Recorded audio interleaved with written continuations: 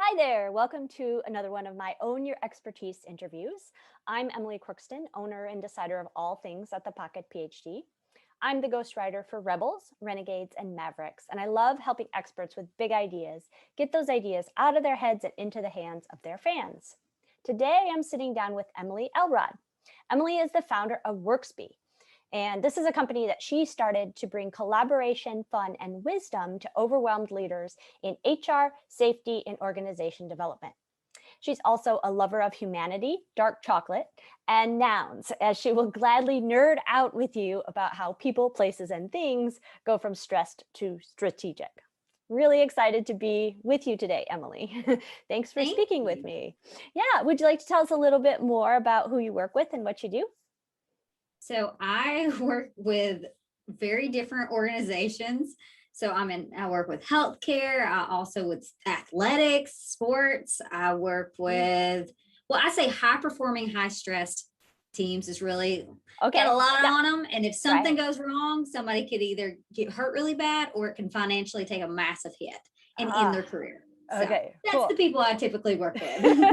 Very good.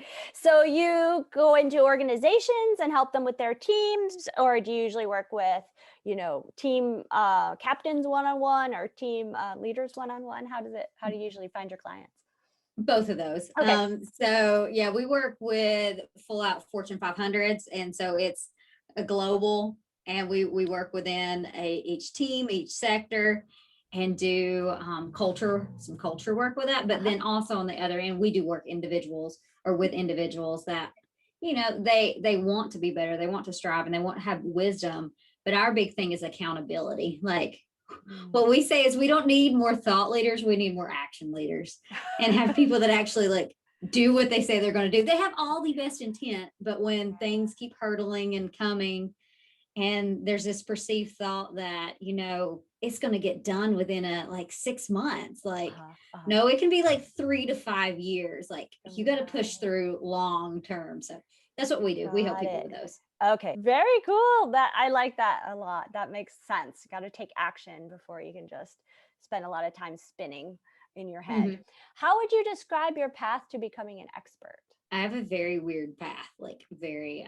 So I say for mine, my path was it, and it still is today. It's all about curiosity. Like Mm. I never thought I would be speaking with athletics. How did I get there? One, curiosity, asking questions, and loving people is really it. So Mm. I started off as an engineer. I do not have a degree in engineering, Oh, but I've okay. been engineering since I've been 10.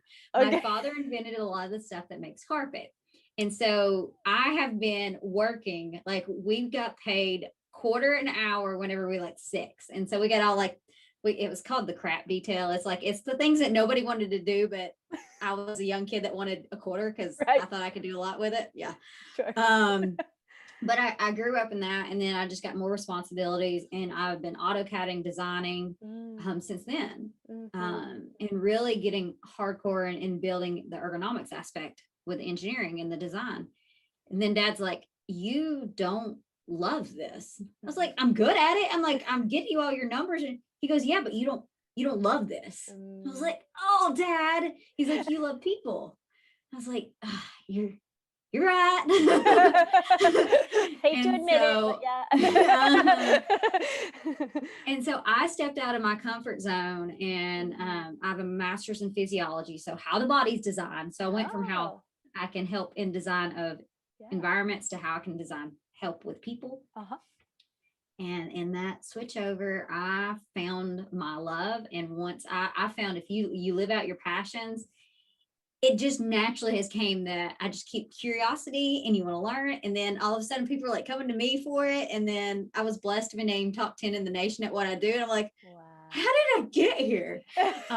But it's Yeah. reflection, curiosity, and always just wanting the best for others. So And I always talk about how owning your expertise in the process of doing it is really messy, and it's never a straight line, right? It's never like, oh, I'm going to go over there and be, leading these organizations to be more strategic, right? You never really have that plan in your mind. You, like you said, it's curiosity. You're asking questions. You're saying, oh, what do I want to do next? What do I want to try? Maybe I'll step out over here.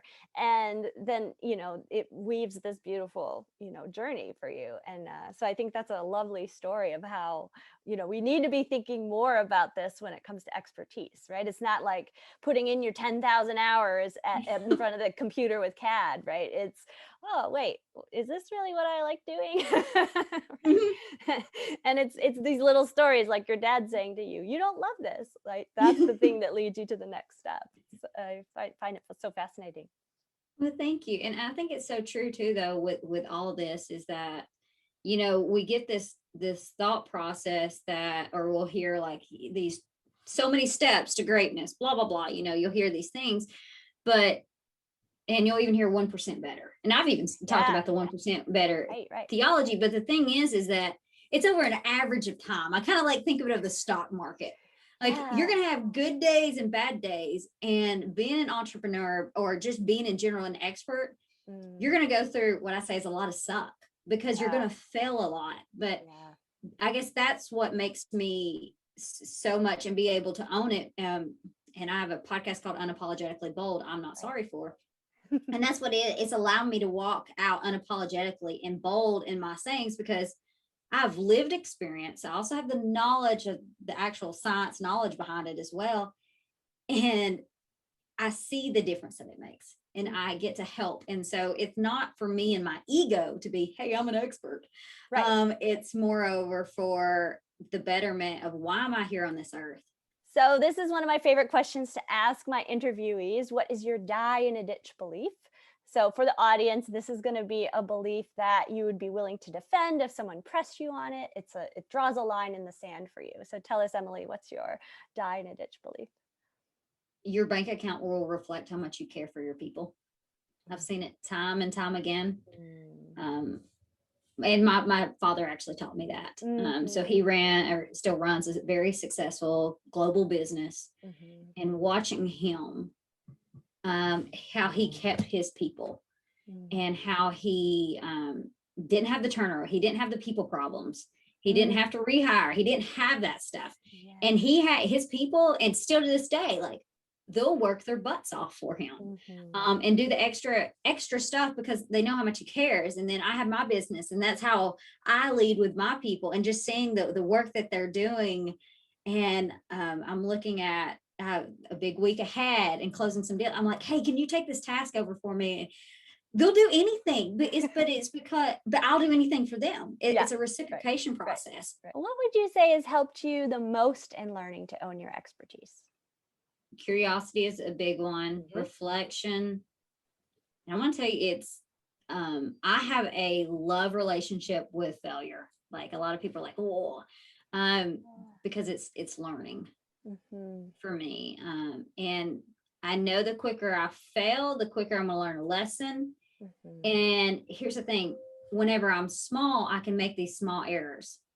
The more we grow, like I want to get these errors out in the smaller phase, then continue the process, and so those are the things that I'm very diligent on looking at and learning more about. Emily, I've really enjoyed this conversation. Thanks so much. Tell people where they can find out more about you. So I'm on LinkedIn a lot. So Emily Elrod is where you can find me. But also you can go to the company website, workzbe.com. I'm also on Unapologetically Bold, I'm Not Sorry For. And we release episodes every Monday and Friday. And it's all about what people are no longer apologizing for, because we say you're a human at home, work, and play. And so let's just be that. And so we ask questions. So those are a few places you can find me. Awesome. Thank you so much. Thank you.